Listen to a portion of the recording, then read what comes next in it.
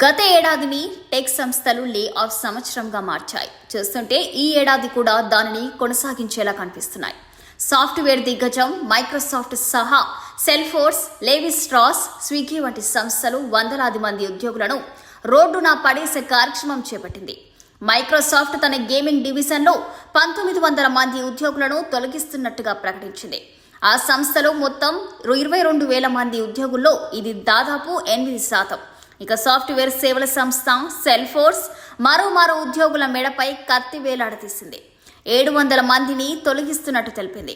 ఖర్చులను తగ్గించుకునే ప్రయత్నంలో గత ఏడాది 8,000 మందిని ఇంటికి పంపిన సెల్ఫోర్స్ ఈ ఏడాది ప్రారంభంలోనే 1% ఉద్యోగులపై వేటుకు సిద్ధమైంది.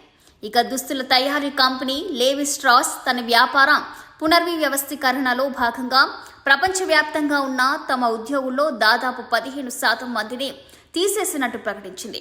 ఇక దేశీయ ఫుడ్ డెలివరీ సంస్థ స్విగ్గీ కూడా టెక్నాలజీ, కాల్ సెంటర్, కార్పొరేట్ విభాగాల్లో పనిచేస్తున్న 400 మందిని కూడా తొలగించాలని నిర్ణయించింది.